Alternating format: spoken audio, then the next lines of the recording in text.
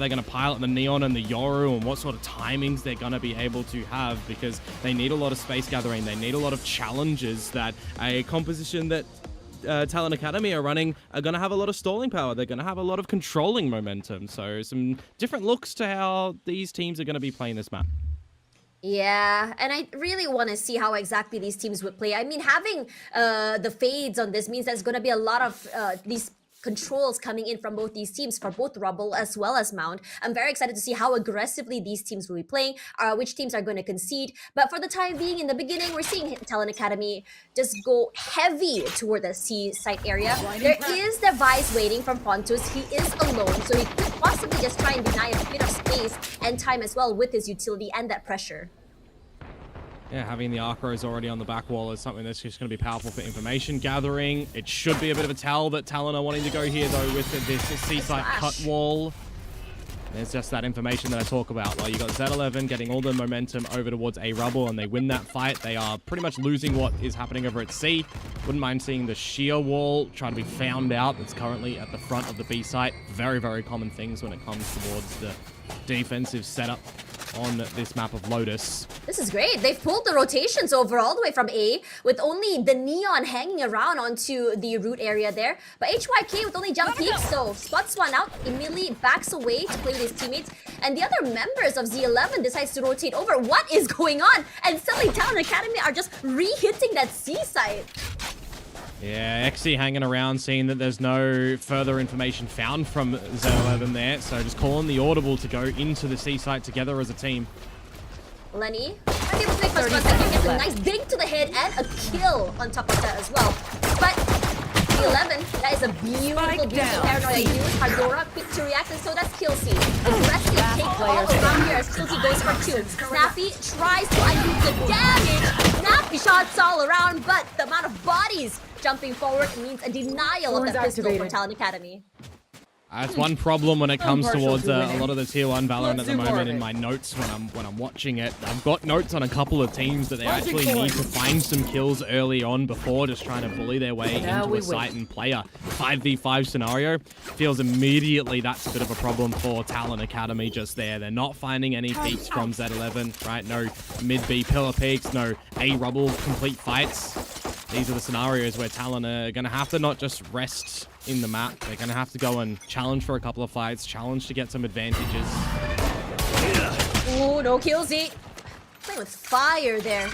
Barely managed to get away with his life. He did get marked as well, so he's low. Still, in his hands, a long-range weapon could be huge if you can get that pick off, but I don't think that members of Talon Academy actually want to challenge this. Yeah, it's interesting for Z11 as well of a double duelist, not going very aggressive when they've got the availability to do so. So I'm going to be a little bit interested to see what conditioning they can do in the map as well. With those double duelists, do they change it up for the early aggressions? Do they change it up to just completely play passive, where Talon on this agent set are going to be a little bit more methodical, clearing corners and clearing positions? Blind sprays through the smokes, and Lenny runs away with 2 HYK already aggressively forward. Now, with his presence here, means that the members of Talon Academy with no information, no space, cannot move forward, forced to hang back. 40 seconds to go here. That could be something happen. Now, straight down from HYK means the flawless round for Z11 here. So Talon on to round 3. Too easy for him in that sort of scenario where we're seeing Talon currently 2 Viper toxic screens going and trying to end where they go. So they're going to have a little bit of conditioning for their own as well. Be a bit keen-eyed to see if Z11 are going to put more stock in this A Rubble fight yet again. When they've got the lesser weaponry, they want to try and maximize on their own economy to gain first advantage, pilfer away a gun or 2. You can definitely start to steamroll on this defensive side if you're able to find a bonus round, get some chip damage from that Marshal potentially on Killsy before getting crashing away as well. Waiting for the right time for this execute. They've already set out the Prowler as well, but the util will throw them off there. Activates the wall. Kennedy cannot move. He's inside the smokes just waiting. A lot of pressure sent through. Oh my god. Thankfully, able to get away. He's a bit lucky that he didn't move in the thorns and give away the audio cue to get completely sprayed down by Lenny. So, bit of a blessing. So you do bait the sheer wall, you do bait the thorns. There's an option that you can go back to B a little bit later if you want to. Bring them down. Prowler finds nothing. Toxins going up. And Talon Academy leading again once again to C. Toxin screen down. The front B area as well with the alarm bot going for the count. It's time to go in towards the C site where Fontes does have the Guardian. It's going to potentially even be another 5 versus 5. Tash, I was just talking about the fact that Talon probably want to not opt for 5v5 scenarios. Yeah. Decoy. Decoy sent out here. Canadian holding very close. Quick double swings means at least there is a trade of flash as well. But Surf going massive with a 3 already. But Lenny tries to be a bit more sneaky. Caught out in the open. HYK all alone here. Surf almost there with the ace. They try and get it. Pushes through. There we go. Surf, an ace for him. I did all the Easy work. collapse. And there is the first round on the board for Talon Academy.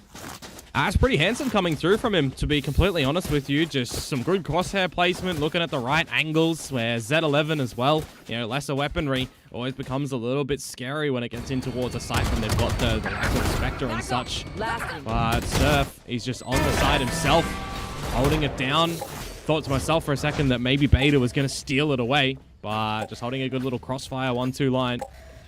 Talon are going to be on the board here where it gets a little bit interesting when Fontes brings an outlaw to the party as well. A lot of light shields in the mix for Talon Academy that they just need to be very careful that they don't walk in towards the outlaw. Depends how long Fontes is going to keep that one under wraps. Door play again. Did manage to get a pick off, at least a light up from the haunt. As the rest of the team opts to go a bit more aggressive here. Lenny and HYK have been so aggressive with that hold toward Rubble. What I'm talking about though as well, right? When you've got the double duelist line of things, you want to see Killsea kind of maneuvering around the map, spotting out for some information and gate crashing away. HYK though is left by himself. He nearly got That's some kill good out of that too. damage. Yeah, oh, Killsea here. What the heck, Killsea? That whiff cost him his life, and Canadian probably rally for his teams to come through here, jumps forward, good movements all around. It's so hard to land that shot. Fontes forced to move back here, give away that space. The Haunt clears out those corners, but somewhere on the map here, Ardora falls. Fontes tagged up, decayed as well, forced to wait out his demise, I guess. No, not quite. No follow-ups yet. As XZ waits for that shift in rotation, Lenny smells something wrong here, looks the wrong way. Nope, enough to see one, but a double swing forward here, and HYK decides to pursue and chase.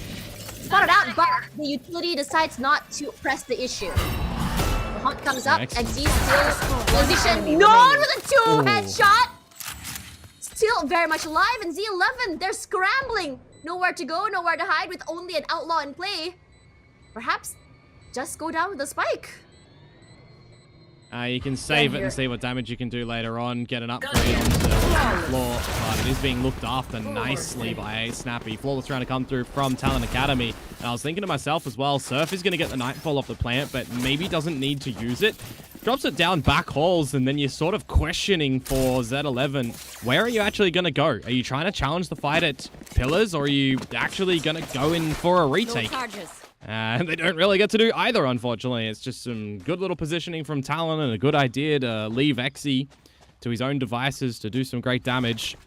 They can start to build up a couple more ultimates as well, because in this next round, Z11 should have access to Dimensional Drift and a Nightfall as well if they still want to go for a bit of a retake. Oh, I love this. Look how aggressive Z11 is going here. They managed to get a light up here, and HYK unable to smother it. Goes up here, but the weapon in hand, the pull out a bit too late, so XZ is doing a great job of just being able to take advantage of that. I kind of hate it, to be honest with you. When you got the Nightfall online and you go for a retake, you drop that in, you remove HP and audio from everybody on the site, and then you overdrive in. It's a very powerful ultimate combination. So it's a missed component for Z11 here.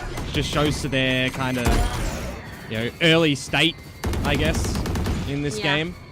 You know, the lack of ultimate understanding, really, the separator in a lot of top-tier teams.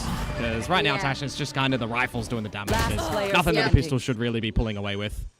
Yeah, I mean Z11, I'm quite surprised they decided to, planted. like you say, you want to be able to get advantage of that, especially with that overdrive, and just really try and win as many kills as you can here. But they weren't able to fully run away with that, get those pickoffs that they really needed to really snowball themselves toward this round here. With only Hardora alive, there's not much you can do with only a Sheriff. And yeah, we've seen some insane, shots to the head, especially in Tier 1 as well as Game Changers in these situations. But against a 4, that's a lot to ask for. Yeah, if they do some review on this one and they, I don't know, listen to us in the review as well instead of their own POV recordings. Nice shot, by the way. That'd be something that I'd want them to take away, right? The idea and understanding that the ultimate balance is going to be a powerful thing. If you do have that overdrive available with the Nightfall, maximize its potential. You can get out a really good round with that, because if they have now their gun round and they are investing in the Dimensional Drift and the Nightfall, they can still combo those for sure. But imagine just the destruction having that extra element can be, right? This is, as I'm saying, the separator from teams that are like kind of top 4, top 5, top 6 versus bottom. Yeah. But the benefit of the doubt is they will have the rifles back in their possession now, so I'm hoping for their sake that they'll be able to answer here with the operator, with the Odin. But if they don't, and it goes into a bit of a post-plant scenario that we see some proficiency from Talon in already, and I start to question, all right, there's a bit of a lack of understanding. Oh my god, that move from Killsy gave me a heart attack, honestly. He played so aggressively forward, and the TP does have a bit of time for the wind-up as well. But Lenny, quick to go back and show presence onto Tree, which leaves TLN Academy in a situation where they're saying, okay, do you actually want to commit, or do you just want to wait it out? Because a lot of that damage thrown out by Lenny did put a bit of chip damage into, I think, one of the players. I think it was Snappy or Beta. Oh, the Odin just spamming away, not connecting on anything. Gives an idea that they have no idea where players are positioning. Exy's just trying to jump out and get the shear wall, but it's not there. Great double from Fontes to start.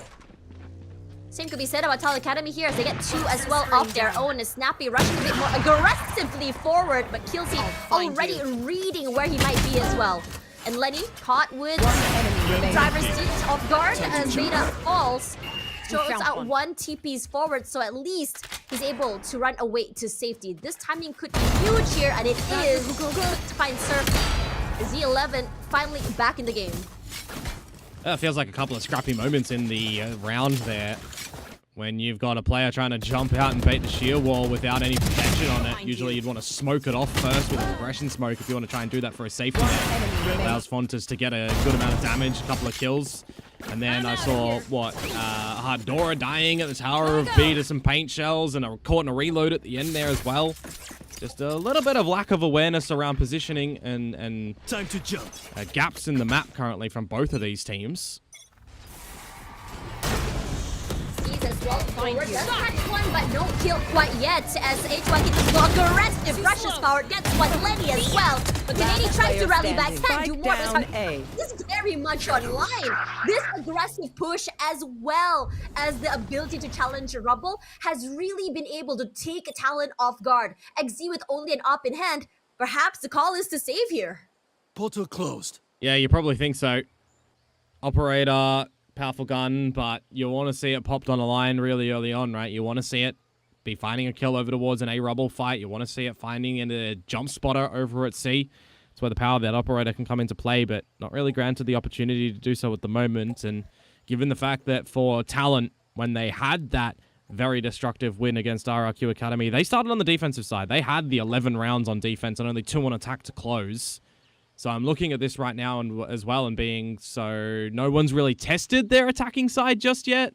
So this is a good opportunity for Z11 to see what their own defensive side does look like when you consider it was tied 6-6 against RRQ Academy. As we, kind of using them as a bit of a litmus test for both of these teams. Yeah, I mean, again, we did do a comparison in the pre-show, right, about what it means here against a 13-1 to a 13-7. So yeah, I mean, right now we're seeing a lot of these aggressive style plays coming in from Z11.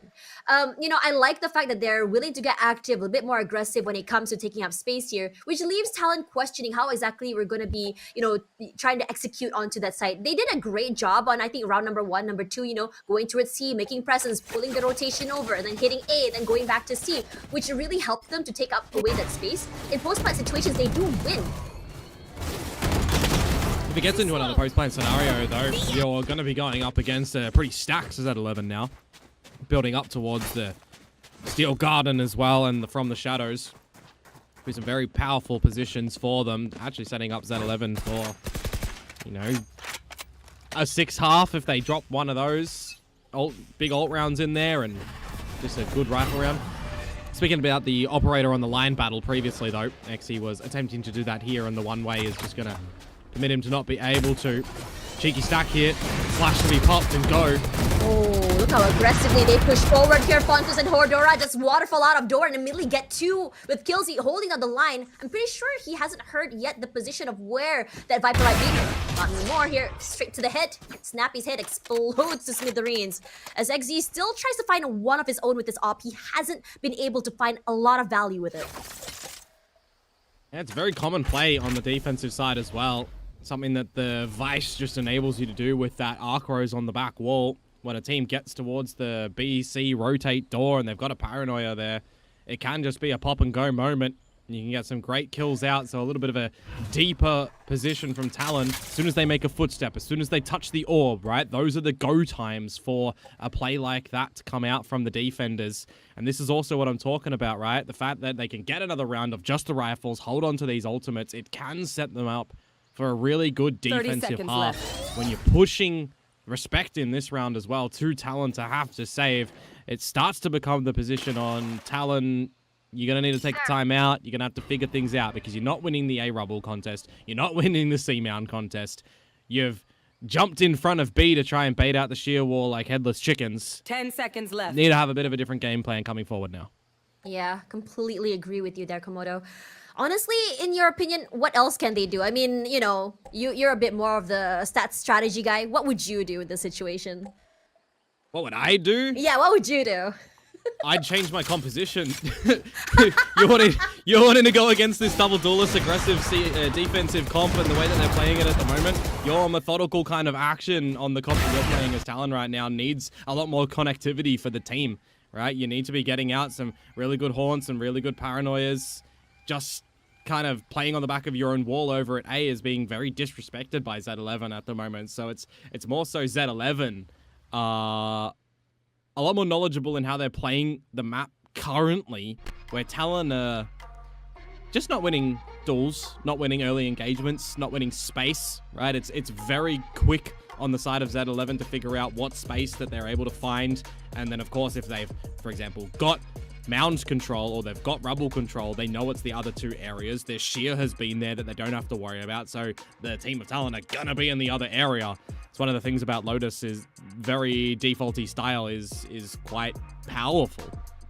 Yeah, you know, sometimes, you know, I feel like the Vice, like you mentioned, has been such a problem for them. I really particularly like that particular round where you had, you know, the Vice arc rose just go for that flash, the waterfall out of door just completely takes Talon Academy off guard. And these are situations where they just like to explode and take these fights. I think Z11 love situations where they're able to just really catch them off guard, go toward these duels like you mentioned before. I'm really wondering what exactly they talked about in that timeout. What exactly they're going to change? Are they going to be playing it faster? Are they going to be a little bit more aggressive when it comes to these fights? And that's exactly it here. But Talon Academy, despite all of that, both sides taking, you know, taking hits or at least scans from those haunts.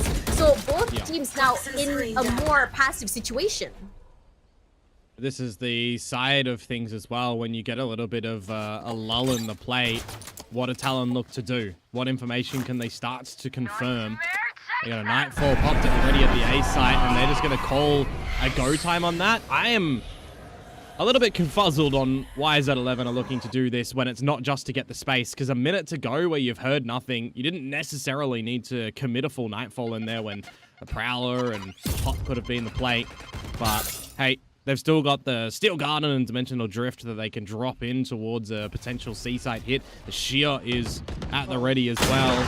And I do not like that. I do not like that shoulder peek to come out. Killsy is caught sleeping. It should have gone the other way. Thank God Pontus is there at least to trade back. So the Steel Garden comes online. It leaves Talon Academy reeling whatever space they made taken away here, and they fall back onto B where Len is waiting with an Odin and just sprays the heck out of them. 2 down, another 1 more to go onto B main. And Beta, what are you gonna do here, buddy? Not a lot of space to work with. You're smoked out as well. You have an op as well with one rifle to work with, but I wouldn't say these are the best weapons to use if you want to go for this execute. Yeah. With no time to you're go not as well. really, You're not 10 getting seconds in left. as Talon in this position. It's just another good spray down to come through from Z11 really at the front of B. When they lock out Talon from going into the C site and there's no time to go, it becomes a problem, right? This is why I'm saying Talon needs to be more proficient on this attacking side, getting early information. hold an I'm area very pretty surprised well they didn't myself. stay around Make the A sure to site cover for the a little angles bit I longer. can't out. When that Nightfall comes out, you know, it doesn't cover the whole of rubble. They can play a bit deeper. They can expect the rotate door to open and find the kills. 30 seconds left. Bit of some misdecision making there that goes the wrong way for Talon Academy. And Tash on the back of a timeout, by the way, previously, right? So their attacking side is kind of falling apart. They don't have to contend with massive ultimates now on Z11, at least as a saving grace, but they still need to try and facilitate a way to use their own. And this is the best way to do it. Get to the front of B, drop the lockdown, and rocket in. It's kind of on the nose. I'm out of here. Yeah, they haven't been able to use the op in a while, if you ask me. And he hasn't been able to find value with that op. In this situation, Z11 doing the same things as before. Go back a bit more aggressive, take away that space. With the op in hand here, Kelsey able to find Surf Spike quickly. down, attacker One spawn. initiator down, some information taken away. This is looking bad for Talon for the time being. Oh, yeah. It's just good defensive proactivity coming through from Z11, changing up their approach on this defensive side. Some good damage delivered by this operator as well, and Z11 don't necessarily need to stick around this A rubble spot if they don't need to. But they just have superior utility refreshing here. They've got numbers advantage. The fact that Surf is gone means that there's no scoping action in towards the site, so they do have to drop the lockdown, wait for it to get down before going in together as a team. But it doesn't seem like Z11 are very deterred at all. They're just waiting out here. Lenny in a very proactive and aggressive area. Oh no, the timing is bad. Nate comes through here. HYK comes to challenge. 30 seconds left. Do not do that. They hate two players in the face. That rocket. They get that pit down as well. Pontus in the smokes here could be great for him, but no one is looking to go aggressive. XC holding down the line as well. Finds one to his name. But Kelsey has a thing of his own. Spots out the members here inside of that pit itself. But Hardora doesn't want to challenge. They spray through, finds nothing. The other members just shoot back. And Hardora left alone in a 1v4. Nah, man. Not even going to try and challenge. Just moving away to safety. Yeah, it's a good round from Talon in the 4 versus 5. When they lose the opener, they get the remaining everyone. So great conversion to come out from them. Could have been a little bit of a costly endeavor though, right? If there was a little bit more players from Z11 that go for that A lobby fight on the back of that operator. They forced Talon into the B side essentially as the known outcome, but some overextension in the lockdown. One player getting caught in it and then the showstopper allowed to explode out. Those are a little bit of problem points for Z11 there, but they've still fashioned themselves at worst a 6-6 half. See what everyone can do in this sort of round than it is back to the old-fashioned rifles. It's a bit of a different challenge at the moment where HYK does get punished for the aggression. I mean, it's a good read. You know exactly what's going to be happening every single round. Z11 likes to go a bit more aggressive. What do? We hold, we wait, and just shoot them in the face. Hardora tried to see if he can go for a double dip there, but immediately found out by XZ's utility. The rest of the team here gonna try and push toward A site, knowing exactly if the aggressive side is C, well, A must be the weaker one, but still have to challenge Fontuz and his utility. Yeah, he's changed it up at the moment, which is going to be a bit of an unexpected spot. Oh, no. Lenny tried to hold down the line with that Odin, found nothing. Kelsey waiting on the top side here, denies Canadian a bit more space as Snappy going a bit more active towards stairs. Great proactivity coming in from Talon Academy this time around to really dwindle down the numbers here, catching Z11 off guard, and most importantly, winning those much-needed duels. Got a save here as well. No paranoia to throw down that door first before looking to go on in. Kelsey would love an operator to be transitioned into the next round, you would assume again. Seen some good damage from Z11 with that so far, but it is another scenario for Talon. They do manage to come in towards a round, just hitting some of the early shots, grouping together towards the B site and getting on in. A ultimate used in the form of Surf's Nightfall. They're okay to use that one to get the round on the board, more importantly. And also I'll highlight Tash. Beta has now found his first kill in the map. Welcome on the board. welcome to the board, Beta. Last round before I the think what's switch. great here as well, you come into this round, you get a little bit more proactive. I'm not talking about proactive in getting that space, but proactive in trying to read how exactly Z11 plays and punishing them for these over-aggressions. You talked about the double duelists and what they're going to do, and they knew exactly what was happening. I mean, it took a few rounds, and most importantly, they've taken away momentum from Z11's hands. Yeah, it needed to be the awareness from Talon on what Z11 are looking to do. Get aggressive time and time again, because they were winning it, right? Now you expect that, playing back a little bit, dodge the flashes, hold the long lines with that operator of Xe. And it has been the go point as well. When you hear the blind side, when you see the flashes come through, that's the time after for Talon to go for the peak. So a bit of adjustments for Z11 in this round, a stacking towards Rubble for the early space control, and then play a little bit more defaulty after they do have it. Haven't really changed up the way they play this time around. They put Fontus back onto seat here, which means that Fontus can just buy a bit of time with his utility instead of going super aggressive, wait for his teammates to rotate over. And if they do burst into C, this is going to be huge because the rotation is going to be far. The good thing for Talon, though, is that there is no hard door at the front of B, right? There's nobody there to go for this pinch play over towards the C site. Information confirmed, of course, from all the utility that is here. We need to start to see the rotations come through from Z11, though, as the spike not permitted entry yet. Good timing on this start. Cover has to be respected currently for Talon before they go in. Yeah, that is a great shot to start off. Maybe down, that means a bit little less firepower to take up a bit of space toward the backside there, all the way onto Waterfall. But Z11 is still waiting for the right time, wants to try and just burst into the site together. I think Talon Academy reads this, so they're going to go a bit more aggressively. Ardora with the spray, Q for 1, as well as HYK for 2. Still, numbers advantage still very much there. Beta wins, he's 5, gets a 3! And just after that one pick, he goes nuclear, but it's still not enough to run away with another round here. So, a 6-6 half denied. Where were those shots earlier on from Beta? It's going to be a 5-7 half with a, I'll call it, good retake from Z11 at the end there. Could have been cleaner, but Beta gets a couple of damage out. He's not going to have access to the From the Shadows that he's held for the majority of that half as well. Could have potentially used that with the team before going for the Paranoia play. What does Talon Academy have in the bag?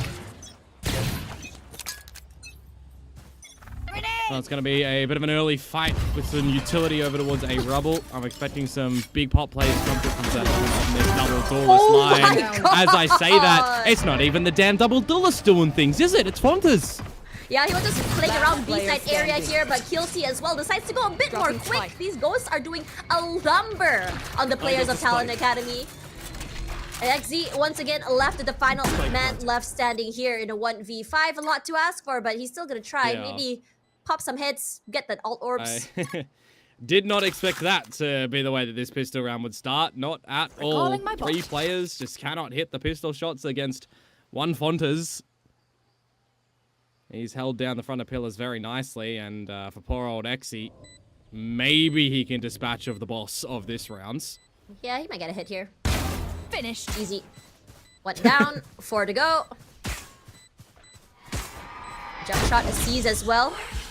Z11, try to rally. Rushing up together, paranoia as well. Where are you gonna run, buddy? Can't run there anywhere. Go. No, to your grave.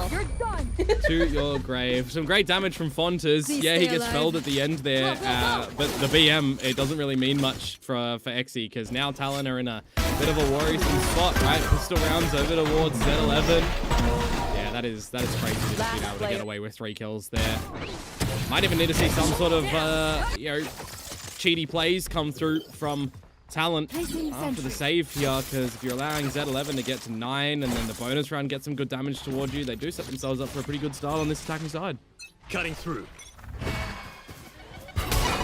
Utility jump forward. Killsy eats a lot of damage, but he's been in so many situations in the previous half where he takes a lot of damage early, but still manages to slink away alive to the end of the round as well. Yeah. So this time around, he wants to get a bit more active. No, just wait. And for me as well, the Vice utility is going to be a little bit more scary on the defensive side as opposed to a Killjoy set. So getting in towards this C side at the moment, even on the pistols, isn't going to prove to be too much of a problem for Z11. into water. They have their plant to their heart's content, and now it's time to just get some damage. I was so sure he was gonna skewer. Doesn't really matter. Gets 2. Happy with that as Canadian trades him out. But still, layering. Nah. Challenge with only a classic Canadian. What the heck is that? His teammates also rush forward as well with Lenny.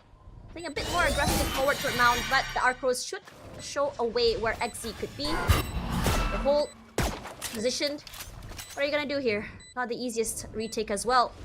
Well, I'll tell you what he's gonna do. He's gonna change that JDG pistol to the Talon pistol after this one to rep the org. You know what? Actually, you are right. There we go. Just a bit of a buy time. He's gonna go down to Spike. Okay. No. Tried to still way ahead. Which gives Yeah, it would have Lenny. been. Yeah, it would have been a little bit better to go down with the spike there because you're not really finding any damage, right? HYK had already just run away from that one, so a little bit ambitious from him. Give away another ultimate point to get closer to the side of Z11, who are now going into the bonus round with a couple of good components, right? The Bulldogs saved on over. They can be made to work in this round. You're starting to build up towards a couple of these ultimates a bit closer as well, right? Kill seek 2 away from the dimensional drift.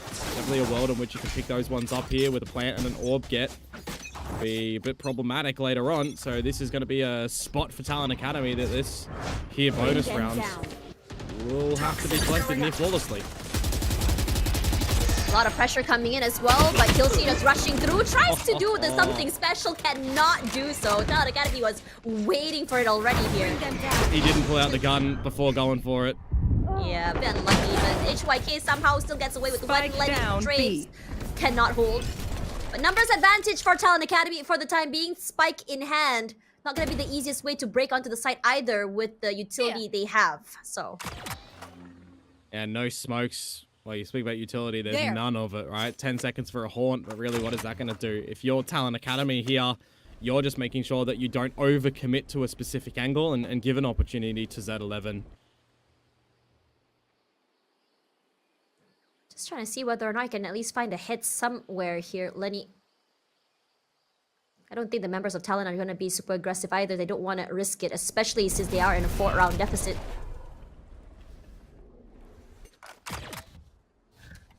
Start out by Timmy the turret. 30 seconds left. Haunt out. 30 seconds Last to go here. player Haunt going down. Gets 1 to the hit. Tries to go for 2 here. But the high-low is a bit more too much for Lenny to handle. Still, decent round for Talon Academy to get back on the board. And a lot of damage delivered to them though, right? So their economy is going to be quite resettable at the moment. And if going into this 4th round of the half right now, you got to consider with that damage, is there an outlaw in play? These are the sort of positions I look towards a team like Z11 here to see what shields are you going in with. And there's a lot of regen. So if they weren't careful, they could have been picked apart. So I'm surprised that Talon actually opted to go away from bringing out an outlaw into this one. It would have been a great spot when you consider a dimensional drift and a nightfaller one away. You can hold those lines and stick through them. Top flash forward here, but Talon Academy was waiting for it. Quickly moves away to safety. There's a team here holding on to our B. HYK quite low already, if you ask me. But the dimensional drift should give away his position. Forced to move back. No clue where he's going to go. Quick dimensional drift break out. Eats the whole rocket to the face. Cannot move anymore. They know exactly where the members could be. But the crossfire is behind. Always quick match deal with Adora for 1. Let's trade. But cannot do more than that. And finally, it's a 2v1. Pontus alone knows where Canady is. His position noted. Gets the spike in hand. Have to play a ring around the rosy moment. Where exactly is XZ? Top side. And XZ, this round on defensive side, activated as well. He is doing Lord's work, if you ask me. As soon as I saw that dimensional drift coming out and Kennedy was at the right spot, I'm just waiting for myself to be like, when is that rocket coming? Because there's a lot of members here that are going to die from Z11 if he picks the right spot. And you just see the immediate rotations come out from them. Talon Academy had about 4 players on the site before that hit even came. They had the right numbers for the right defenses, and now you're starting to break the economy of Z11, who don't have access to an overdrive here to try and off-put things in combination with the Nightfall. Snake combo. Finds nothing, but still, Flash as well does not allow them to go a bit more aggressive. They tried to go to do what the members of Z11 did on that attacking side, so defensive side, excuse me, but not happening.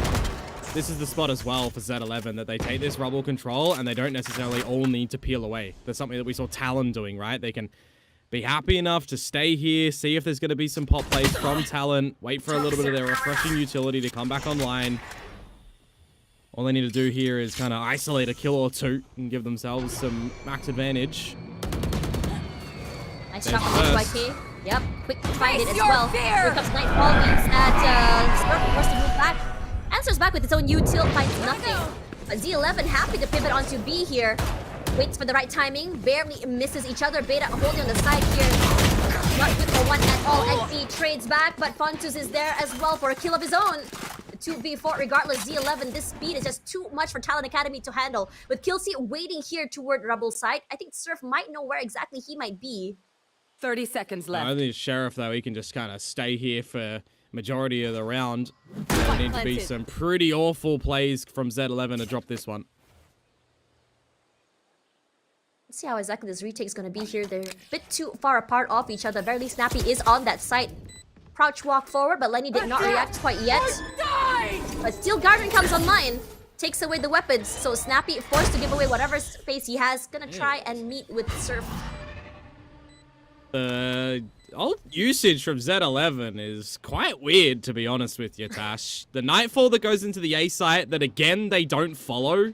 A Steel Garden to scare Talon Academy away when they're on the site where you've still got a 4 versus 2 and a flank coming later. Like, these are kind of situations you don't really need to be using them. So Z11, yeah, they get the rounds, which is, I guess, best case scenario, but it could have been a holding of them to set yourselves up for a cleaner close. Yeah, Z11 here, I think when they do what they do best, just play aggressive, play fast, they really do a great job of just exploding on the side, catching members of Talon Academy off guard. And that's when things start to get bad, because when Talon Academy loses bodies, loses, you know, those much needed util, they mine. Don't know what to do. They have an eco here as well, right? So the Steel Garden, it wouldn't be used in this round. It'd be the one next when you've got a lot of ultimates that would be built up from Talon. You want that ult to go in towards a site where they're stacked with ults. Force their hand. Oh my god! HYK rushes forward, gets to Hardora as well. It is a bloodbath here onto B main. A quick round at that. This Talon Academy, yeah, it's an eco. They tried to do what they do best, at least on these eco rounds, which is try to go aggressive, try to pick up some hits. And Z11 denied that. Yeah, just a good old-fashioned duel at the middle pillar, seeing what the pistols can pick up. Gotta say, Hardora on that flash. Paranoia was gorgeous. Yeah, I highlighted Hardora when we were going through the team rosters as well, right, Tash? Saying his autonomy, saying on these controllers is really good. His assists, impeccable. 15 already on this map for Z11. Putting in some mighty effort there to assist the team. Timeout now to come in from Talon. They need to kind of have a bit of a flawless run for the remainder of this half right now. Otherwise, we're going into an overtime spot. Yeah. You know, it's kind of funny when you think about it, right? In retrospect, about how Talon Academy looked so good on this map previously. And for me, personally, I think that this might be a case of, like, you know, you're so good on this map. You've been playing this map for quite some time. A lot of VODs out here, you know, ready and ripe for the taking. And you have players like Lenny. I believe, you know, back when he was in Bleed, back when he was in Tier 1, he was also very proactive when it comes to calling, when it comes to plays as well, when it comes to, you know, counter plays. I think he has been one of the biggest game changers coming into Z11, if you ask me. I'm wondering at the moment for Talon as well on this defensive side, where's the fire that they did show against RRQ Academy, right? It would have been very frustrating for someone like Sky, who's not able to translate towards his team what they need to do to dismantle these defenses. Because what I'm seeing from Talon at the moment is there's, you know, a couple of overcommitments and a couple of lacking ideas on this defensive side that a team, you know, on the other flip side, on the attack, can very much exploit. Teammate turret out for the count here, which means that you have to leave a body or at least 2 onto B as well. The only one holding onto C right now is the utility and that Killjoy, but at least you have the Viper just rotating through. They have a nice cross from backside all the way to Waterfall. I'm wondering if this is going to be a position where you use the pit as a bit of a safety net here. Because we need to see Snappy maybe even drop that one, but then HYK can get the beams in action with the overdrive. It's going to be a pivot towards B though. An 80 Paranoia as well. And then just sidestep it, waits for the right timing, see if anyone gets hit, finds nothing. Throws out the nade just to deny that plant here. Hadora, great opening onto Beta. And on top of that, getting a kill onto Lenny as the Canadian holding close. Hadora tries to go aggressive and is punished for it. But lockdown comes through, which means that the rest of Z11 scatter. There's some awareness though from Kennedy, and there's even better awareness from Z11 if they're able to dislodge him here. Oh! Right as the wall goes up. Great headshot. Kennedy holding. He's putting a catch someone off guard. Caught with util in hand, so Kilty quick to punish. Fontus, nice hold as well. Snappy peek, snappy falls. Fontus doing a great job of just holding that mid side. He's got the Arc-Rose and 2 Thorns as well. They can definitely set up for just a bit of a deeper crossfire on the side itself and play on the back of the utility as well. Surprised that Fontus isn't going to be dropping these Thorns at the front choke. Comes late, they hear it. Yeah. Arc-Rose broken. Hoping to push and clear out tree if he can, but a second one comes online. He eats a bit of damage here, tries to jumble speed forward, gets one, not number two. Surf falls, where the headshot is perfectly done, knows exactly where Surf is playing. And there's that crossfire that I'm talking about, right? A little bit of a deeper one. They're not playing on the back of an actual crossfire, but they're playing on the back of just an open space.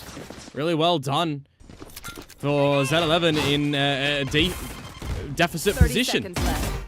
The fact that they lose, you know, all their members in the beginning, it's a 2 versus, what, 2 versus 4? I think it was, before they started to get in towards the site. Really well done to just dig deep and bring that round back. And now it's the worrisome spot that I was mentioning for TLNA Academy here. They're going to have to play for the overtime. 5 rounds in a row on this defensive side required.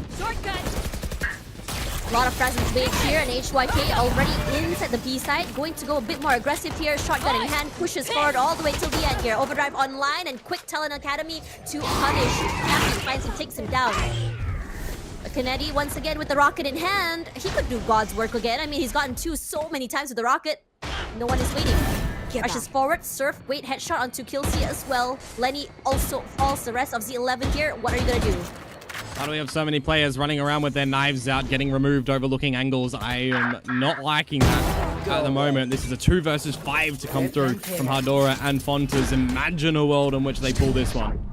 Could be huge as well since they managed to almost equalize. Hadora holding close, gets 1 and not good enough for 2. Kennedy alone and 2v1 here. 1-2 gets ahead. No, he doesn't. Beta knows exactly where he is, so denial of that round. TLNA Academy very much still in the game. Oh, they could have done it though. Z11 there, right? Xe crouches under the bullet. If that headshot came through, would have been a different scenario. Even Beta at the end, running backwards there. Had Fontas won that duel 1 versus 1, could have been a different scenario. There was definitely a lot of mistakes in this round for both of these teams. Leading in for a bit of scrappy play. A bit of an overheat again from HYK on this overdrive. I feel like Z11 need to reel him in a little bit. Keep him a little bit more tight.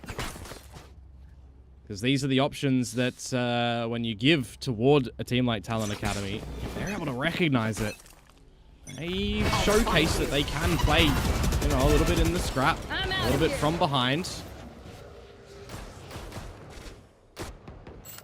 Util around, but still nothing happened. I mean, at the very least, it leaves both teams waiting, questioning. Go, go, go. There's space gathered for Z11 over at A Rubble, but over at Mound, Xe has taken some significant damage in the first fight.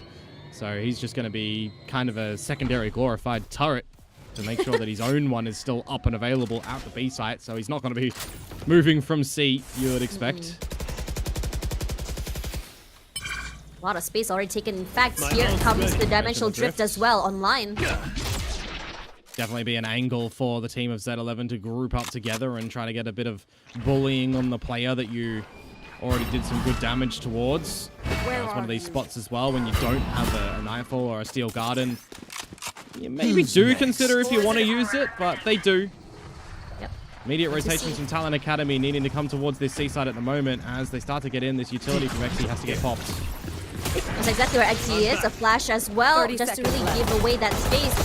A lot of spams through the smokes, hoping that someone will be a bit more close. Finds nothing. The rest of Z11 just rallying to the front of C site. They get the plant though.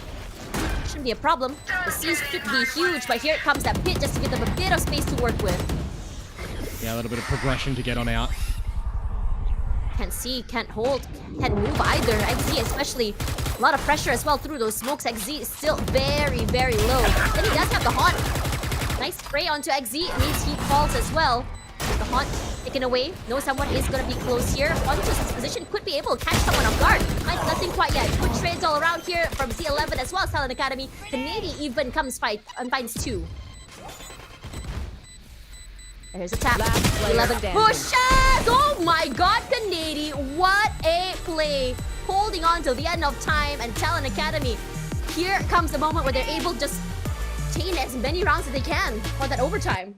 Yeah, really nice progression pit for them to come on out, but I still want to give credit over to Z11 as well and how they're managing to try and contain things around this pit, right? You got the Seas, you got the Thorns. They actually picked up the Steel Garden as well, courtesy of grabbing the orb on the map and getting the plant from Fontas. So they could have maximized their chances to close the map there and then had they started to spray a little bit more in towards the pit, set themselves up for a bit of a pop in towards it. Kelsey, unfortunately, with no longer having a blind side to go in towards the pit, changes that as well. Put a little bit more priority, using them to force them out of the site, using them to get the space for the team. Got to be a little bit more aware as a duelist when you're going in for those sort of situations, because his point in play is getting the team into the site, right? But then you got to think, well, what do you do after as well? You got the site, you want to try and set your team up too. Think a little bit more forward positions, which is why I'm starting to like a lot of players out in the world, you know, playing some other roles, getting some ideas and recognizing what a duelist would need. So then when you go back onto the duelist role, you got a little bit more awareness of the other positions. You know, I feel like Z11 is just rushing this, if you ask me. They really want to just end those rounds in this situation. Yeah, it felt like TLNA Academy knows what they want and they're just punishing them. A lot of these fights aren't just exactly happening, you know, in like a full situation where it's a 5v5, except for the last one. It just feels like they're losing a lot of fights and they're both getting caught off guard. Yeah, I'm a bit surprised that Z11 aren't capitalizing upon the anchor a little bit more in this map. Oh, Canadian already online again with another rocket. Due to his name with well, taking player 1, standing. 2. And now Fontas, just like that, Z11 off that timeout, everything falling to pieces, crumbling. In a situation where it's a triple hold, you can't win.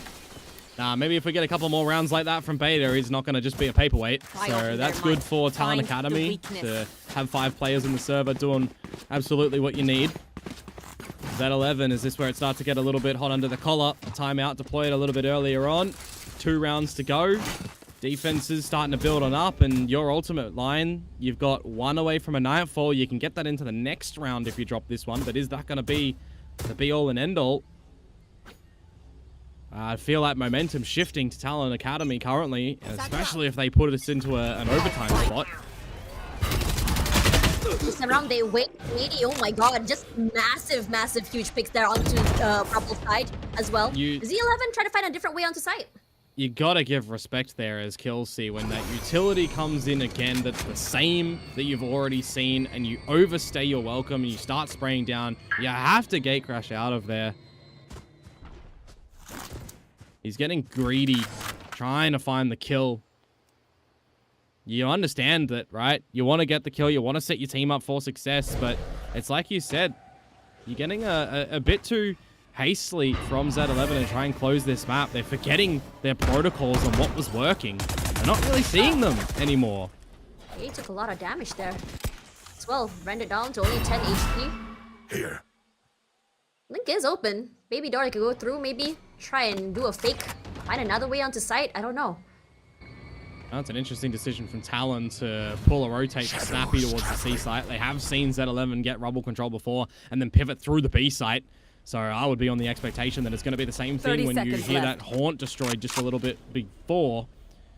Talon certainly setting themselves up for a bit of a post plant. You can see that with Surf and Kennedy at this A site, they have a Seize Nade combo available, Tash. Oh, Canadian did get pinged as well here. Surf on the top side, trying to find a head, cannot do so. As HOK gets a bit more Canadian, despite being low, he's still challenged. He can't get 3, in fact. How the heck is he able to get away with murder? The Nightfall waiting to be used here. Could be massive for these 2 players to be able to isolate these fights. Well, quick TP runs through as well, just to go for a reposition. For the peak, finds 1. No, Beta quickly shuts him down. Lenny alone to defend. A lot of noise as well with those taps. Nice off angle means that he's gonna be away with one. I'll find you. Haunt thrown out as well here, and Beta, despite him trying to get rid of that Haunt, he still wins that headshot. Oh, another situation where Talon Academy are holding on. They have what they needed to over at the A site with the rotations as well. The 3 versus 2 are from the shadows from Beta to confirm some information. I'm surprised that Ardora at the same time didn't use his own to get out of dodge to be a little bit more of a favorable spot when they use that nightfall and get the players on towards the site too. That's the timing for an Omen to potentially even reposition into a better spot. 11 to 12 now. Last round in regulation. And I was just highlighting as well, Tash, right? The fact that Lenny would have picked that up to hold into this sort of round, but using it in the last one and losing the round, woeful from Z11. This time around, HYP wins an early fight. Beta is there, the very least 2 trades. Surf as well. They're still winning in terms of numbers. Lenny tries to salvage and he gets 2. Go down for Lenny. You can tell how much he wanted with 3 already. And now it's a 1v1. This might have been an overcook. Might have been an overcook from Talon, not gonna lie. They had their numbers, they had their bodies, but they just overlooked Lenny, who has literally shot 3 players from the same spot. No communications working. Timing could be a massive here. Eggsy sees him, and Eggsy wins this. Eggsy saves them. That's what happens right there. He has just saved Talon Academy in this round. As soon as they've allowed the shots to come through from Lenny like that and they don't polish him off, that actually could have been a mistake. That could have been the map. But here it is. It is those rounds in a row from Talon Academy that I was highlighting, Tash. The fact that they have just successfully done that time and time again, where Z11 had so many opportunities to recognize this is the same round. This is the same utility. We should go where we know the space is, and they don't. Leads, from my perspective, to be a little bit problematic for the Z11 fellas, not looking to figure that out in the server itself. So I think shifting in towards this overtime right now, that the momentum for Talon is strong. Retrieving thorns. Launching I cannot believe that Talon Academy managed to get away with so many rounds in a row here. You can really tell which side is their better side. Really, yeah, really just, you know, just bringing Z11 for a ride, despite that pretty much huge lead they had. It goes to show that they got 11 against RRQ Academy for a reason. Going up. For real. A lot of util thrown out here from Z11. Did the same thing they did in the first half here, as Killsy will be the one to play a little bit more aggressive, denying space toward Rebel.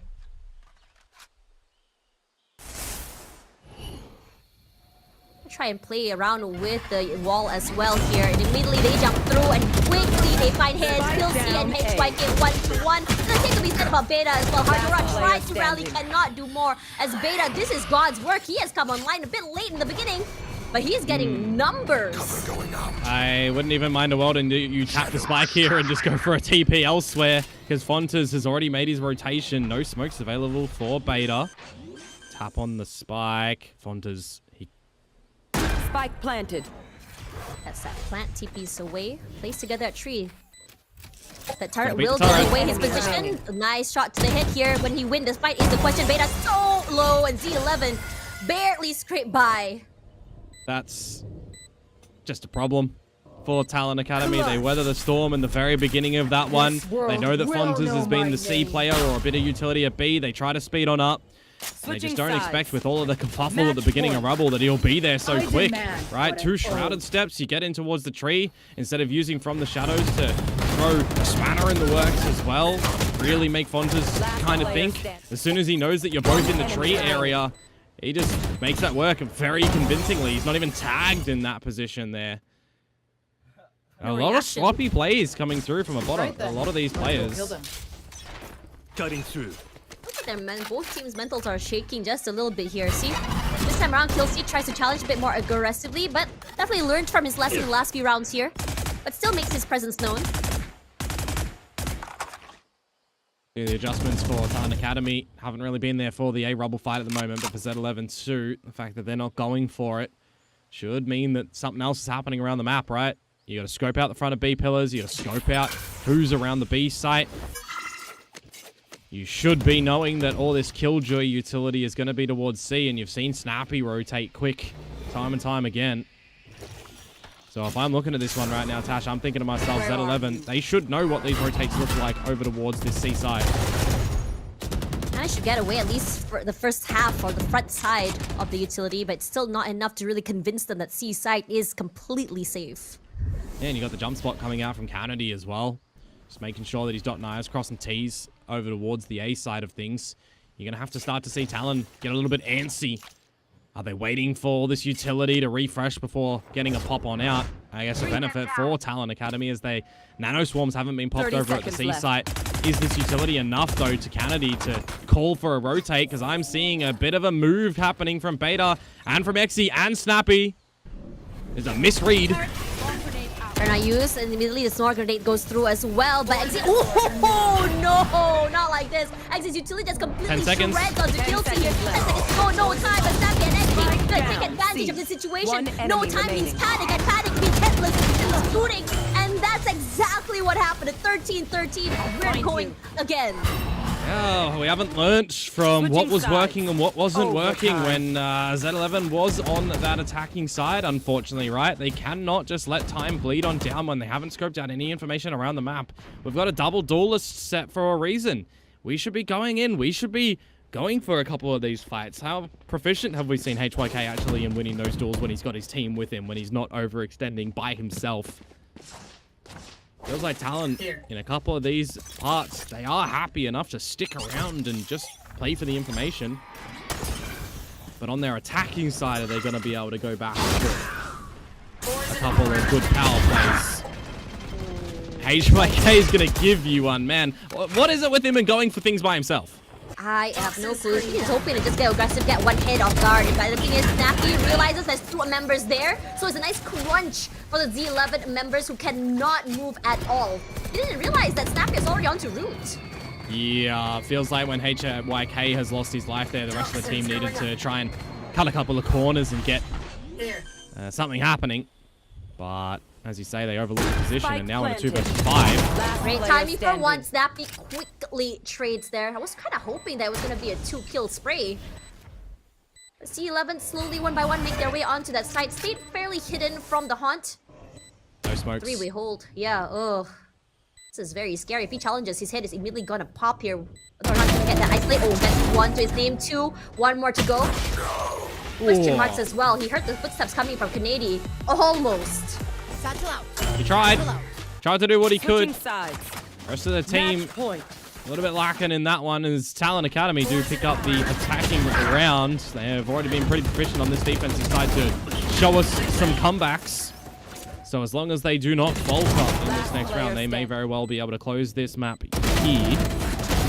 Otherwise, we are going to go maybe even towards the Nous battle where it went, what, 21 to 23, I think it was. Satchel out. Same thing again, Canadian spraying. This time around, Shoki sidesteps that, but he eats a lot of damage. Paranoia used as well, so Z11 forced back this time. They cannot challenge this double fight at all. Beta's confirmed that space right now. They just need to be smoking this off and then expecting a blindside play to come through from Killsey, right? Peek on the back of the flashes, not holding opening and be blinding by them. Beta is risking fate, not gonna lie. Yeah, that was really scary if you ask me. But they confirm the information on the Prowler. Yeah, confirm the information on the Prowler. Look to fall on back that you know that there's a lot of bodies and then use the dark cover. So it's the same sort of play where they do get the dark cover down, but it's a bit of an early rotate to come through from Talon. They know that Z11 has been quite proficient in going for a couple of these double pumps when they are over at A lobby. Nice hit shot. No, Canadian sidesteps with this massive kill C as well for what to himself, so at least equalize. Gonna do what they do best here, go a bit more aggressive. Pre-fires of the tree, finds nothing, so at the very least they've dotted their eyes, crossed their T's, as you say, Komodo. It's that double pump over towards the A site that they wait before exploding, and Beta just cannot recognize that. Now in a 4 versus 4. Hopefully HYK doesn't fall asleep at the wheel here, like previous rounds that they were holding. But Killsey here, his vision will be obscured. No clue if someone did cross by, and Surf actually has an idea that Killsey would be holding strong. Ardora though, finds One one enemy Snappy to find remaining. two for the top side of the area here. A 2v1 Hardora once again in this very terrible predicament. Has to win this, has to enemy go, remaining. wins his one fight, but cannot win more. And Talon Academy, another round to their name. We get 15-13. Yeah, a good little crossfire at the end there, just piecing together Defender. as a team. We got that Killjoy and Cypher, so we've got the Killjoy here. Gonna hopefully see some good like little lineup combinations and stuff with the Viper and the Killjoy too. There's a lot of good orbs and nano lineups for the C site and for the A site that we're seeing a lot of teams do, right? Gen G, a team that comes to mind where they're always proficient on maximizing that utility and the lurking as well. So we'll see what Talon Academy are going to be coming up with that Viper on beta. And for Z11, bit more traditional approach, you'd say. But interesting to me, yeah, HYK with the Yoru. I think he can kind of play individual a lot more than he just did on the Neon. So hopefully not. Back It's a lot of when work. Lenny was on Bleed, he was known as the Sova. I'm really excited to see him again on this. All the way Onto the you still C taken side. out as well. Yeah. To the C side for Z11, meanwhile Talon Academy all around the lobby. And they have an idea that Killsea is playing here though, because they can't spend too much time looking for him. Oh, they might know here. Gonna try and double swing him here all alone. He's not even able to pop ahead away. So Surf easily takes him out. But the rest of the members are all already onto C side. Gets the plant a bit more aggressive onto the CT area. Yeah, but they've got to know this at the moment. Snappy, he's waited very patiently. Really heads up from him. Great headshots as well here as they rush forward here. Pluntus can't hold the backside hit. One Maybe a enemy bit too fast. remaining. Ardora one to his name, but cannot hold because the trades are a bit much to deal with here. Ardora all alone, good for one, but the pincer too much. I have to say, Talon Academy, unorthodox, but great start to the game. Good plan together. You take the A main control with 3. Very common when it comes towards this map here when you've got a Neon in there as well. It's probably like one of the most common Neon plays that teams do look to facilitate for themselves. But then it's just the awareness, right? That Killsey's still in the spawn. They go together as a unit. And Snappy, the fact that he's just extremely enemy remaining. patient there for that kill as well. Hearing that there's the clearing over towards the spawn side of things. I'm just going to say to Talon Academy, they did play that pistol pretty smart. Okay, let's get set up. Interesting to see how exactly the second round is going to be. Would love to see an eco win, if you ask me. Already a very aggressive smoke, which means that's denial of space. But Z11 undeterred, HYK pushed up all the way onto sewers. By himself, as I'm talking about, needs to wait for his team before starting to exercise a play in towards the side of the top approach. Nice flash, but didn't get any value. But Surf is just a bit more faster to his headshots. One, two, enemy feels good. One, two, Canadians. Spike down A. As well with beta. +2 and still enough to bring them forward next round. Yeah, Bulldogs will be translated to the next round, so they should be able to find a good amount of damage. See what the other cast of Exy and Surf are going to be bringing in towards this one, but it's not like we're seeing a lot of kills come through for Z11. No plant as well in that round, but the pistol one does translate a little bit into the economy value for this fresh bonus round. And as I'm saying that, Exy and Surf are just going to play a little bit more passive with what they're bringing in towards this round on the Sheriffs too. So damage is the name of the game for Talon Academy in this round, and so far damage pretty handsome. HYK down to 63 HP, eating that shock dart. Pretty rushing up forward as well. Managed to get that the Owl drone pretty early as well. The rest of Talon Academy are just gonna wait for the executes here with 2 members into sewers as well, which means that that area is a no-no area on this map. I kind of want to see how they're going to be positioning Fontes and Lenny in the combos for the initiators, right? What are they going to be able to drop on down for the rest of the team? Not like you're running the Neon or the Jet or anything like that. It'll be a little bit more prominent on this map. Nice damage onto the Killjoy as well. Waiting for the right time here. Talon Academy with a push and nice headshot alongside Canady as well. Hardora good for 1. Oh, the I Exy don't realize wasn't XZ seen. is close. Oh no, it's gonna be a nice headshot. No, yup, it is. Nice wallbang for him as well. player standing. HYK tries to challenge, cannot do more. Talon Academy doing amazing work on this defense. Just really taking their time and understanding these rotations coming in from Z11. 30 seconds left. Angles here. Hard to do. Canadian 3 to his name. That's a bonus that was just- conversion too. just no way that round was going Z11's way when they start to lose the plot in the beginning a little bit. HYK just tagged up, and then, you know, you're going in towards these angles of crossfires and you're not even really hitting your shots. You're looking at the wrong angles. You've got your team down long and you're still having a gap in A lobby. Like, you've got to know that short and sewers is completely dirty. Z11 just unawares of the space that they do and don't have. It feels like they're making a couple of ill decisions and overlooking a couple of crucial spots that Talon Academy have just set themselves in. Setting themselves up for that bonus steal, and in the new round, Kennedy just off the rip. He's got one frag, and well, Lenny's almost dead. Yeah, Lenny is on 21, so don't really feel like he's going to be able to find anything in this round. Whatever explosive that the Z11 had earlier, just completely being read by Talon Academy this time. They did have to go super aggressive as well here. Spots one out here, Snappy. He should just zip away from the paranoia. Talon Academy, okay, just move a little bit more back and just refill that space given away. I wouldn't be feeling too much pressure for Talon Academy in this sort of position either. They know they're against an eco or stingers at best. It's been individual clearances. That's very ambitious from Harddora after the paranoia is used to dry walk back in towards it. Immediately just gonna move away here. All the util thrown out already. Beta tries to buy a bit more spacey, but he challenges Killsy. Nice spray onto Snappy means that there's no more KJ utility to worry about. It is a Vandal on the floor though that they can pick up. And he's low. 30 seconds left. Thankfully didn't peek.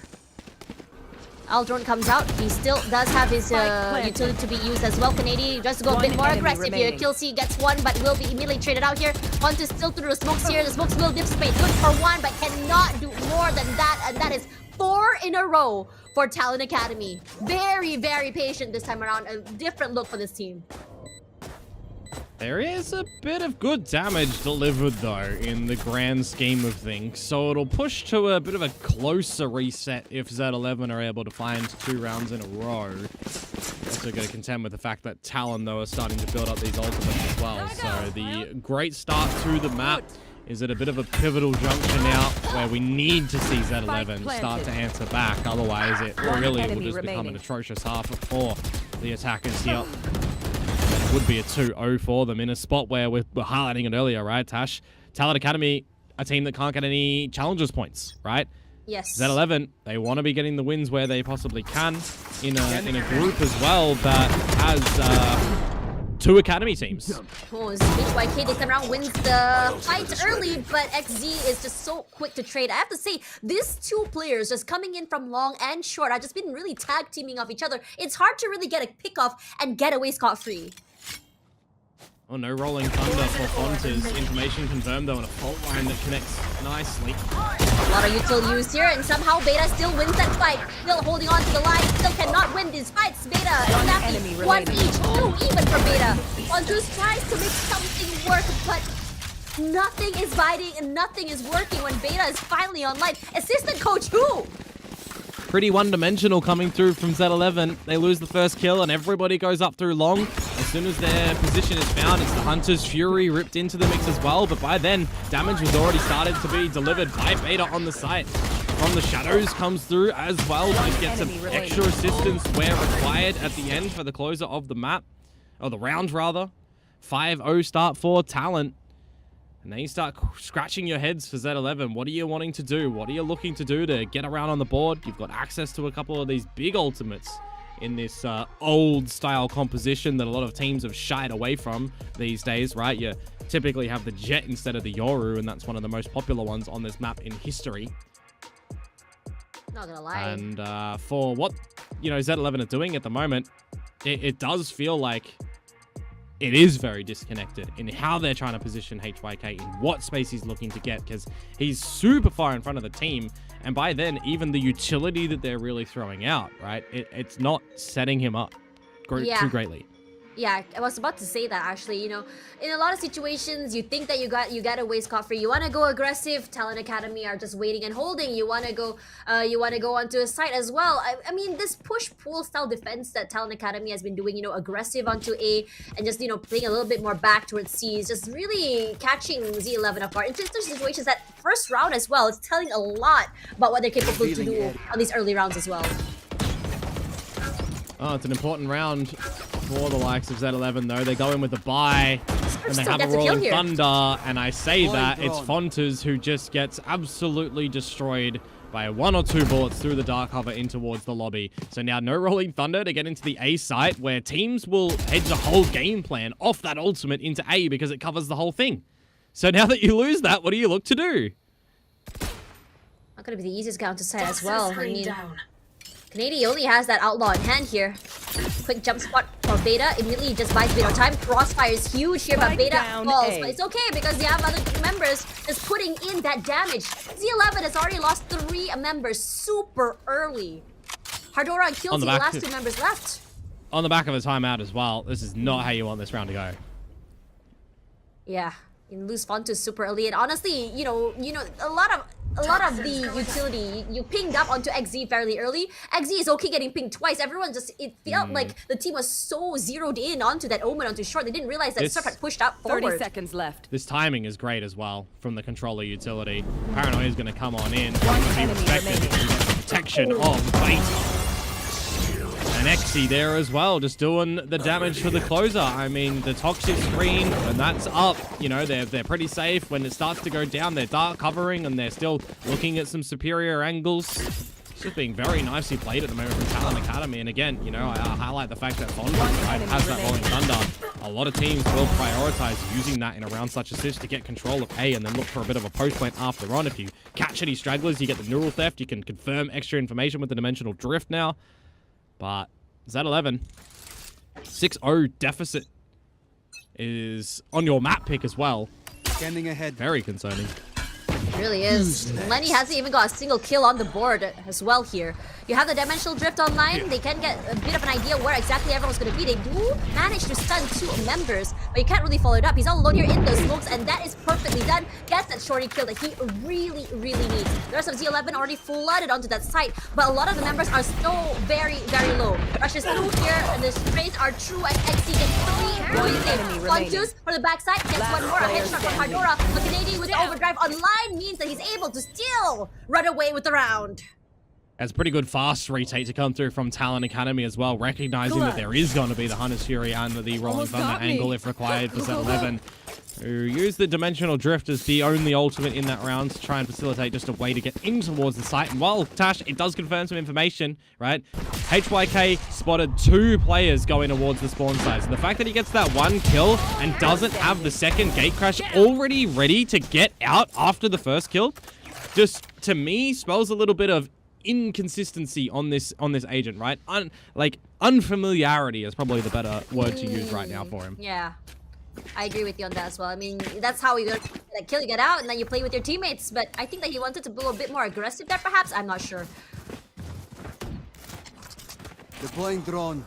Alter Well, comes through. Z11, it is a must-needed round for them, trying to shoulder peek out Kennedy, and well, Hunter's Fury used as well here. Canadian just zigzagging away for his life. He's still not down yet despite everything. It's HYK that's gone. Nope, finally Ardora finds him in the end here. And Snap is slowly making his way to the backside here. Rolling Thunder will be used. He's displaced. They know exactly where he is. He still gets the headshot before going down. Talon Academy, enemy they remaining. try to make things Last work. They try player to make it standing. happen. And Z11 somehow make it a 1v1. Spike Surf has planted. full utility here, Tash. Drone and Dart, the latter, probably more of a premium, but Lenny has just had his come online. Comes down to the discipline from both of our ex-Tier 1 Oh players. no. Timing could be huge here. No clue where Surf is as well, so decides to play a little bit more back inside of Garage. Hasn't spotted each other yet here. Oh my god, I was so sure fact they were that- gonna see each other. Well, Surf has to make noise now getting in towards it, and then it will be the reposition from Lenny. It comes down to if he reveals himself early or not, which he doesn't. That's the tap. This is good for Lenny. Yeah, I think he's actually thinking whether he's gonna be more toward long.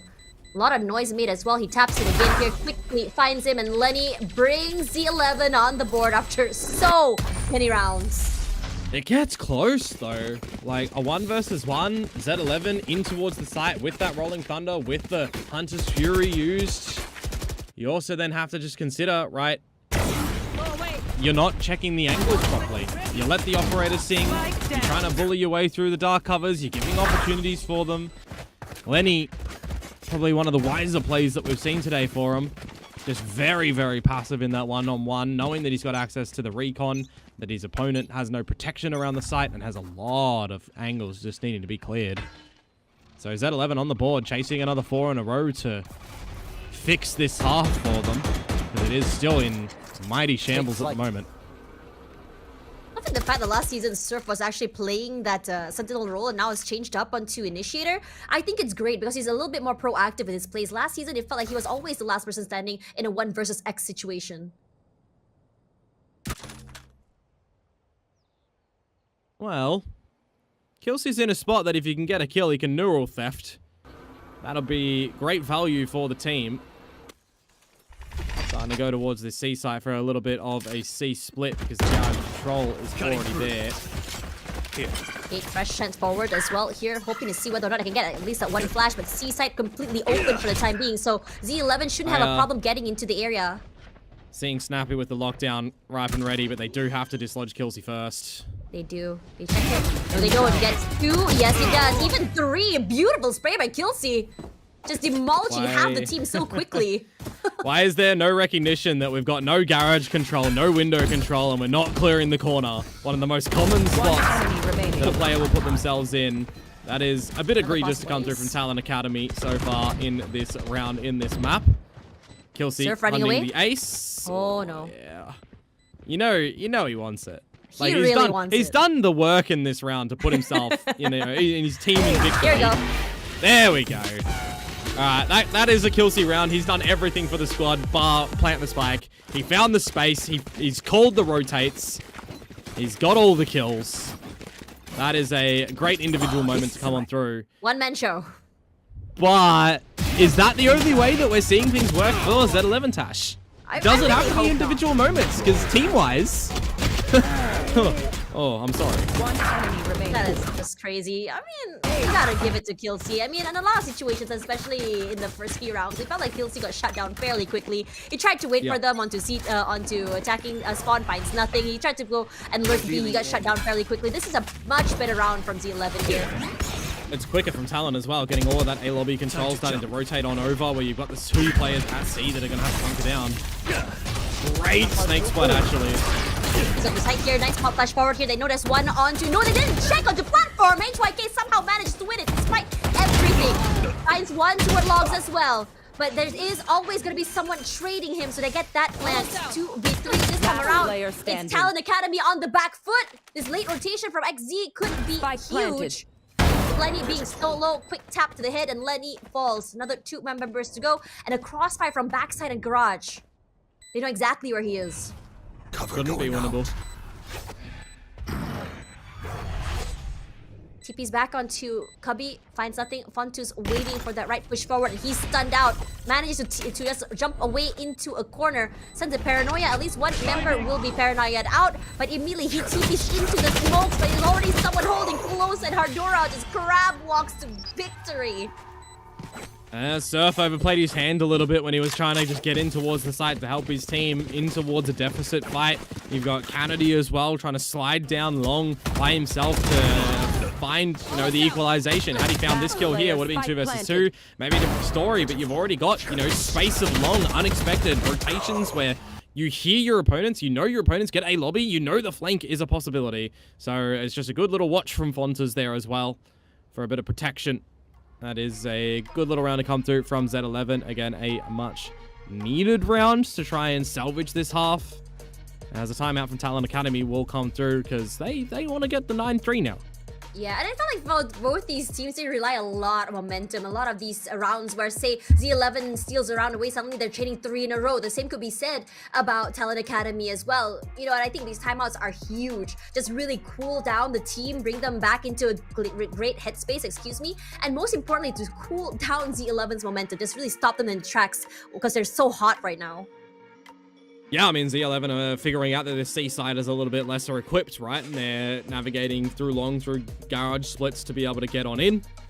After this timeout, it'll be the time where they can look to change that up a little bit or still continue to do so, because it's not going to be the greatest purchase to come from TLNA Academy.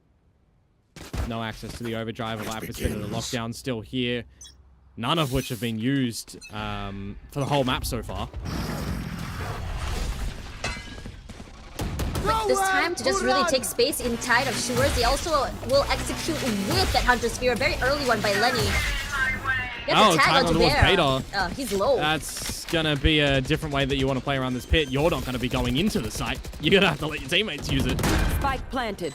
That plant outside of the pit as well here. But Snappy, he has his own countermeasures. There comes the lockdown as well. He also has lineups to clear out the left side area of Long. Yeah, that's really, really well done from Z11 though, knowing that that's going to be a possibility and already using their Hunter's Fury. They have the util combo to destroy that now, this pit. Tricky holding here, and he really gets through in the backside as well. Complete control off to hell. And Talon Academy, they could not even mount a retake on the site despite everything. Last round in the half. Yeah, nicely done from Z11 there. The Hunter's Fury to gain access, getting some extra tag damage. You bring out the ultimate of Talon Academy, and you have a little bit of an extra game plan as well, right? Because we haven't seen a lockdown used for Talon on this defensive side. It was holding it for their moment. Had they already used it, they would have highlighted that utility set was there. Right, they probably didn't expect that Z11 has that at the ready with the aftershock. Hit them hard. With the shock dart. So very well done from Z11 to, again, find another round and set themselves up for a recovery in this half. They've got a couple of ults to throw in as well. Good relocation in towards the spawn is just going to lock you in here. Oh, this is beautiful. The TP as well as the dimensional drift means that there's more bodies to use already all the way to the backside as well. Hunter's Fury from Surf is to be used. Hardora, despite being low, does not get tagged. It tags Fontus. It's not really being super low.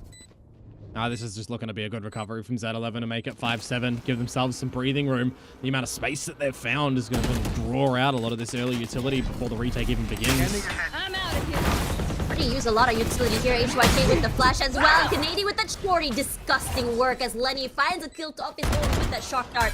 A lot of free fires coming through that smokes, but you have no clue where to look, where to go. A high-low as well on one corner makes it hard. And it's just all about the tiny little spray. And Z11 run away with this. So 5-7, I have to say Z11 a good recovery despite that very, very rough start. Yeah, just a couple of good ideas to come out from them as well, and the way that they're getting in towards the C site time and time again. This time they have access to a multi-pronged approach with the dimensional drift and the From the Shadows combination. They it more with the pistols? That's the question I have. Yeah, maybe. We've seen a couple of good comebacks from the teams today. Talon on the last map, Z11 on that first half there. And now, well, Talon, tail between their legs. They see too much at the C site. Made out a little bit of that utility. Change the game plan.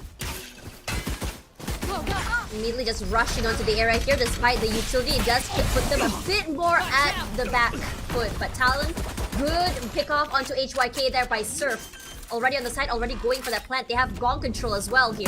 Planted. Yeah, full control of the site. Should be an unlosable spot now in the 5 vs 3.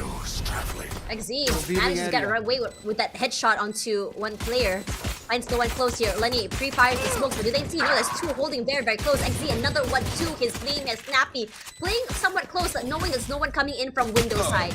Tries to make a bit of space with the cage, finds nothing. The high-low makes it so hard to just come onto the site. It's a meat grinder from Talon Academy in this post plant. In that pistol round as well, nobody really respecting that Viper's wall. No one playing around it either. Got a majority stack for Z11 to the C site where they see the numbers, and then it's just the immediate booking to B from Talon Academy. You get that plant down, you can throw it back to Old Faithful. Nano's on the spike, you can got shock darts as well, you get Beta with the smoke on there for the toxins. Very damaging utility that can come on through from Talon, so I am kind of excited to see how they're going to be changing up it. The wall that they did the last round, a little bit different to this now more common one that just, you know, allows huge lurks to come on through. Likes of Meteor, for example, capitalizes on this one a lot. Lenny's so low right now already. Trikey, thinking about it, decides not to... a bit too adventurous as well, so instead Surf sends out his Owl Drone onto it B side. Some players hovering here, so quick rotations could be possible. Oh, finally gets him. Perfect. Nappy as well onto Sewers. Quick on this reaction. Talon Academy slowly, whatever inch they take a mile already. With Fontus the only one onto A holding. I don't know where you're from, Tash, but I don't use inches and miles. I use meters and centimeters and such. You're right on that. And Snappy, despite everything, Hardora still finds him in the end here. Snappy This team is just putting a lot of pressure through those smokes, making it hard for the team to even break onto that site. Buying a lot of time with the utility as well. That shock dart keeps them at bay. Talking about inches, miles, all that sort of stuff. Well, it's starting to become a couple of kilometers difference between these two teams in just the way that they're navigating these attacking sides in confidence. Snappy once more. He's hungry. He knows Kelsey's positioning, but doesn't know that Funtus is close here. Don't want to give a single life away, especially with that ult orb. Knows it now. To try and challenge. Last player standing. Snappy swings. It's large. It's wide, and gets the 4. What? Are we really winning like this? Not bad. Not bad. Good size. You would take that. Now I'm wondering How what many the kilometers is actual... that? Perfect accuracy. Well, if anyone knows the Aussie slang language, Last player standing. it's a fair amount. Cutting through. It's a good journey, you know? It could be 5 kilometers, it could be 500. It's a good journey. We're going to look at the scenery. Fair enough. Out of charges. It's a bit of a walk. This time around, Talent Academy tries to go aggressive, and it works so well. It's like the call tries to capitalize. But Talent Academy, they have so many of these angles held. They play a tag team situation, just playing off one another despite being lit up by the recon. Last player standing. You just had to pick your target there. That is a Ew. disgusting kill to come on through. Love the way that this is going on the attacking side at the moment from Talent Academy. Spike planted. I wouldn't actually be surprised if they are, you know, looking in towards someone like Munchkin from Gen G in the space that he finds around his Viper utility, and then how the team is layering down behind it, right? Kennedy getting the space, dancing around. You know, Texture loves to do stuff like that too. Backed up by someone like Karen, or in this place, Exy. So I actually think that Talent Academy are playing this composition on the attacking side at the start of this one. Very, very high level. I completely agree with you on that as well. It's just seeing how they play off each other, just tag team, double swinging from 2 different angles, just really catching the members of Z11 off guard. You thought you have a crossfire from long and Seawers? Nah. You're not caught in the crossfire. We're not caught in the crossfire. You're caught in the crossfire, if you ask me. Now, Talon already double digits at a 10. And it's looking from bad to worse for Z11 here. Oh yeah, No more charges. it's timeout territory. That's what I would say that this is right now. You need to have a bit of a discussion yet again with your coach, with your support staff, to figure out what do we need to do. We need a breath. We need an idea, because we can't rely upon a late recovery to get back in towards the map. You would assume. No more charges. Can't be having another situation where we have to have a flawless run to get back in. That goes there. This round, though, you're putting a lot of your effort on kill seat, surviving with that Phantom. And I'm seeing Tash 4 players at A. You don't want to hang around here as Toxin screen down. Z11 perhaps. You get ripped asunder. Okay, that's a very dangerous situation Okay. here, but Z11 somehow manages to equalize and just salvage the situation despite losing HYK fairly early, and Z11, despite everything, the smokes, they're like, okay, let's not push an issue, we got 1 kill, let's just back off. I'm out. They get a gun. They get a gun, and they have a player advantage. So there is a way in which Z11 can close this one nicely, but it would have to be a little bit of grouping up together, perhaps, or just the tip of the hat to go in for a retake together. What is that from Killsey? An individual peek on the C side of thing, expecting that no one's there, or to try and confirm some information. He's bit off more than he can chew there, and that gun on the floor actually is what Exy's watching, so he knows that One enemy Fondas is remaining. there. Oh, Brother! I How? You make your presence known there. You don't quickly reposition. How are you expecting to get away with that? I mean, to be fair, Fontas, he uses the fault line to off-put him on the line. He gets the gun and he starts to 30 walk seconds away. left. That is just ridiculous timing. 1, 2, 3, shoot. And the fact that Exy has the Guardian to just make that one quicker with the better penetration power than a Vandal or a Phantom through the whole of C site, that is just stupid. I'm going to use that word. That shouldn't be happening. Yeah, I was quite surprised. Gobsmacked will be the word that I'd be using here. And Hardora, once again, forced to do the heavy lifting here. The smokes are going to be dissipating. But no one's on the side. Everyone's playing off here. Could try and isolate, but in this situation, how? 3-way crossfire coming through. XZ just shoots his head. Yeah, there's a couple of mistakes in that one from Z11 when they get the advantage in the beginning, when they get a couple of guns, right? I think the biggest one is Killsea peeking over at the C site. That one's very ill-advised. I will throw the Fontas one as a bit of an unlucky scenario, because Eggsy was watching the gun, right? He was doing his due diligence on that spot. He would start shooting when the gun would be picked up, but in this one, he's just taken the pot shots and found him. That is just unlucky. And now, at the 5-11 mark, Tash, if Z11 don't win this round, it might be all over Red Rover. A lot of margin for error, if you ask me as well here. Still, there are still trips here over toward the area, and Canadian has managed to spot it fairly quickly, takes it out. The rest of these side gone. Hunter's Fury used as well. They've seen one on the top side here, and HYK quick to pop off his head. XZ cannot do more than that. Canadian still very much on that side as well. Killsea with a judge in hand, he goes for one, jump shot forward, once cannot find more defense, not superstition. A double finish, in fact, he only used, and he's just abusing it before finally being found by Beta. Rushing onto that C site, gets that plant, shouldn't be a problem. Need to see Kennedy do some heavy lifting here. Looking the wrong way though. Could be disastrous if timing was not on his side. He might know. He does. Gets a bit of damage from Canadian. Spots 1-1, has to reload. Thankfully, he can just run away. But where exactly too is long he? as well. Canadian. Oh, the other side? No. Beta as well cannot do any more than that. Just for me, that is just Valorant timing. That's just some good level-headed retakes to come through from Z11. They use the utility where they need to on towards Kennedy, and maybe lucky to get the kill. If he didn't have to reload, he probably even would have found two, which would have been disastrous. You've got the good retake happening, nevertheless, and overzealousness, right? You get into the B site, and you've got no one to help you. You try to bully your way in towards the garage, and you're going in towards the judge. A couple of little lapses there for TLNA Academy, and how they wanted to try and fashion that round. But importantly, Z11 are on the board.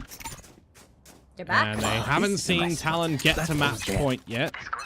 So there's at least a solace in that. I mean, neutral-wise as well, they are very, very close here. HYK undeterred at all. Still holding. Oh my god, that reaction time from Beta is just disgusting. Yeah, HYK wasn't even pre-zoomed in or anything yet. He was just about to scope. Now you hear the stampede start to come towards the same side. You need some help. Oh, Lenny really tried to challenge that neutral. Falls down to his death as the rest of TLNA Academy has just completely explode onto the side, especially after HYK has fallen. You've got to save. You have to save here as Killsea and Harddora, recognizing your economic situation. Fontas, well, he is bleeding. His bank has rejected him. If Killsea could get maybe one kill on a tail end of this round somehow, he can pick up the neural theft for the next round, but you just have a lot to contend with into that next round at the get-go. Right, Hunter's Fury for Surf, Exy with From the Shadows, Beta has the Viper's Pit, all of which are valuable in a post-plant scenario, some of which can get in towards the site as well. There's a lot of options that Talon have in this next round. They're 2 away from that lockdown as well if they really want to just try and maximize it. If they get a little bit sweaty, don't force their hand in the next round. Match point. These are components of this game that you don't have to use just because you've got them, right? We've seen a lot of these players kind of do that a little bit here and there, and it would have been better placed holding on to them to use together in combinations. Timeout now deployed, you'd assume, from Z11, as, well, they need 6 in a row to hold on in this series. Honestly, you know, this is Z11's map pick here, and I'm quite surprised how TLNA Academy has been able to really run away with so many of these rounds. It's a very stark difference, right, in the beginning of Lotus as well as in the beginning of Haven, how TLNA Academy is working there. It felt like it was a little bit more slow when it comes to the activation for this team on Lotus. It took some time for Beta to even warm up and come online, but once every single member felt comfortable, felt hot, it felt like, you know, TLNA Academy could do no wrong. They're doing so well when it comes to this tag team situations, when it comes to playing with utility, and a lot of aggression. You can really see their confidence really shine when it comes to these very aggressive early peaks. I think for me, in this map, and maybe even a lot more other components over in the previous map too, There's a lot of better ideas on barrier drop situations for TLNA Academy than there is for Z11. I think that's just given them a lion's share of heavy lifting at the very beginning that they've been able to kind of run with as well. Even then when they were behind over in the last map, they were starting to make some pretty convincing cases. But as the timeout goes away, now we have to just see a large shift for Z11. 3 ults on the board here, at least for TLNA Academy. You have the Hunter's Fury used as well. We also have the Pit. It's not going to be the easiest for Z11 to play counter as well. The only thing that, that I would say would really make a huge impact is if HYK plays with Hardora like they did in the last few rounds where they had the Dimensional Drift and also a very deep TP onto the CT side.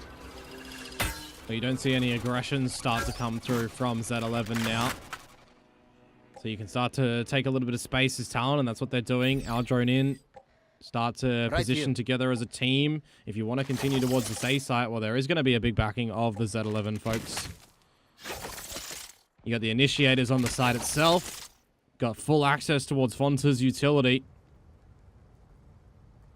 Scanning ahead.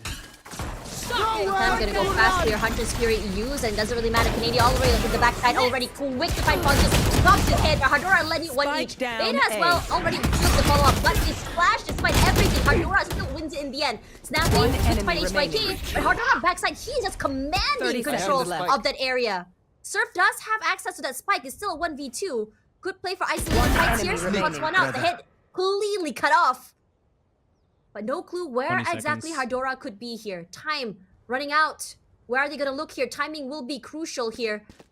Footsteps already heard. Positions noted as well. Hardora just trying to buy a bit more time. He's going to swing 1, 2, 3. No. Enough to just delay that plans and gets him in the end. Hardora with the 4. That control for backside is just spectacular. Surfer's, unfortunately, been baited out there by Hardora. Just got the better of him just as the spike plant was about to come down. I think at that point in time anyway, you may as well just kind of stick it. Gunner quick time's going to be pretty much the same anyways. One enemy remaining. Unlucky for Surf at the end, but a very, very narrow escape for Z11 here in bringing that round back into just a circumstance to win. Yes. Got to go again, and then another, because the economy is quite built up here for Talent. They use the Hunter's Fury, but they gain access to the lockdown in the previous one. Still haven't seen a Dimensional Drift used yet by HYK the previous round. This could be something they could try and, yeah. Needed to use the rest of his utility in a gun-up situation as well to fight. Go, go, go! If you want to go to this B site, you've got the cross trap. Shock dart could use to destroy, but they only pop that over at the C side. They're going to run into this one. Oh, Kennedy has just seen it, so okay. Yeah, he jiggle peeked in to see it, and they knew. Well, there comes the lockdown to come through here, and Z11 looking to retake away that space. Already used the aftershock as well. Yeah, they know exactly what's happening here. Z11, they just waited out here. Quick TP all the way onto C side here. Location revealed by the spy dart as well. They missed red touch. Wins his kill team for 2. Canadian quickly takes him down despite everything. Snappy, his hold onto Garage is just incredible. Running away with 2, getting that fight. Fontus is all alone here. This retake is going to be hard. He has to make something happen, but in 1v3, it's not going to be easy. And TLNA Academy knows this. Timothy on the top side finds Canadian's head. Utility but they are not lining up for it. And TLNA Academy